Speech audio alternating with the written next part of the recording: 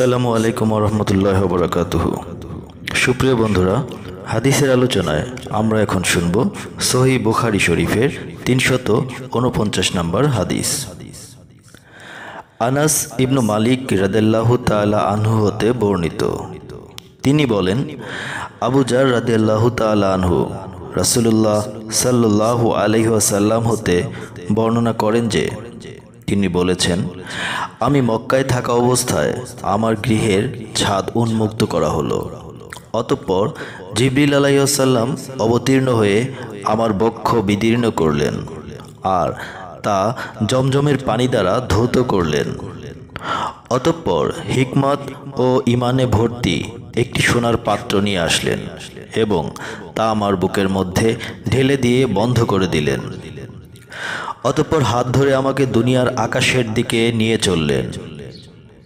পরে যখন দুনিয়ার আকাশে আসলাম, জিবরিল আলাইহিস সালাম আসমানের রক্ষককে বললেন, দরজা খোলো।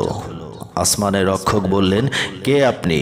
জিবরিল আলাইহিস সালাম বললেন, আমি জিবরিল আলাইহিস সালাম।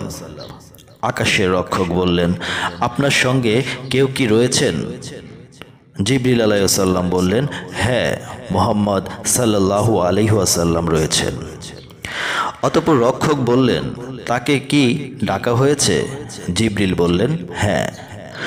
অতঃপর যখন আমাদের জন্য দুনিয়ার আসমানকে খুলে দেয়া হলো আর আমরা দুনিয়ার আসমানে প্রবেশ করলাম, তখন দেখি সেখানে এমন এক ব্যক্তি উপবিষ্ট রয়েছেন যার ডান পাশে অনেকগুলো মানুষের আকৃতি রয়েছে আর বাম পাশে রয়েছে অনেকগুলো মানুষের আকৃতি।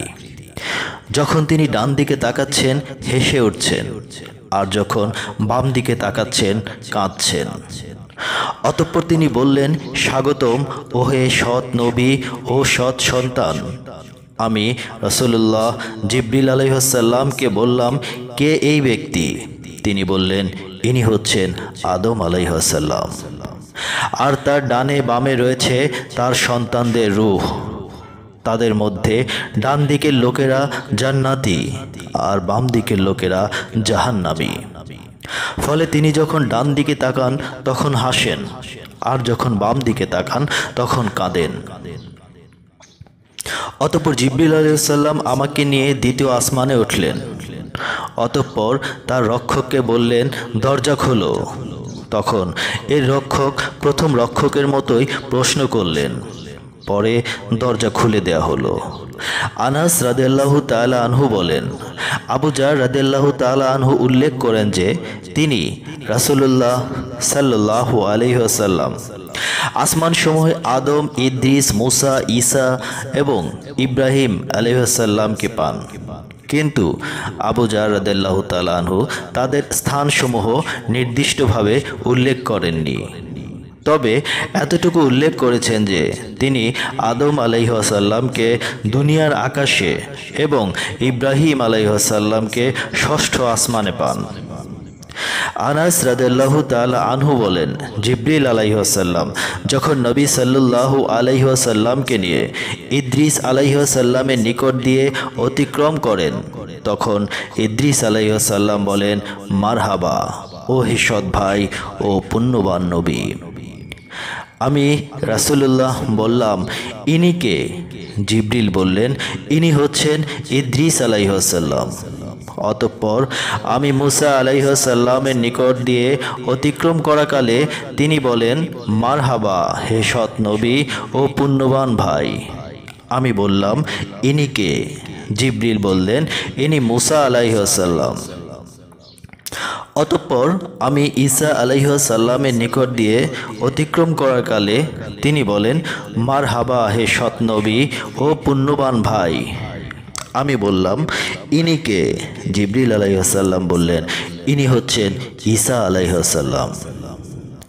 অতঃপর আমি ইব্রাহিম আলাইহিস সালামের নিকট দিয়ে অতিক্রম করলে তিনি বলেন, মারহাবা হে পুণ্যবান নবী ও নেক সন্তান। আমি বললাম, ইনি কে? জিবরিল আলাইহিস সালাম বললেন, ইনি হচ্ছেন ইব্রাহিম আলাইহিস সালাম। ইবনু শিহাব বলেন, ইবনু হাজম রহমতুল্লাহ আলাইহি আমাকে সংবাদ দিয়েছেন যে ইবনু আব্বাস ও আবু হাবাবা আল আনসারী উভয়ে বলতেন, নবী সাল্লাল্লাহু আলাইহি ওয়াসাল্লাম বলেছেন, অতঃপর আমাকে আরও উপরে উঠানো হলো।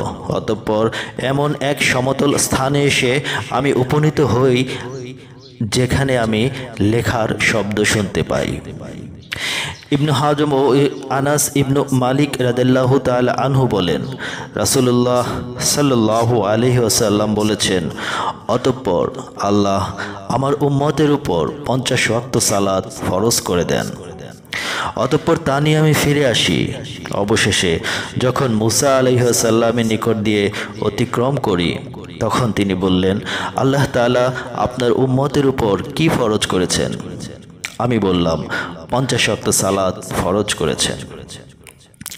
তিনি বললেন, আপনি আপনার পালনকর্তার নিকট ফিরে যান, কেননা আপনার উম্মত তা আদায় করতে পারবে না। আমি ফিরে গেলাম। আল্লাহ তাআলা কিছু অংশ কমিয়ে দিলেন। আমি মুসা আলাইহিস সালামের নিকট পুনরায় গেলাম আর বললাম, কিছু অংশ কমিয়ে দিয়েছেন। তিনি বললেন, আপনি পুনরায় আপনার রবের নিকট ফিরে যান, কারণ আপনার উম্মত এটিও আদায় করতে পারবে না।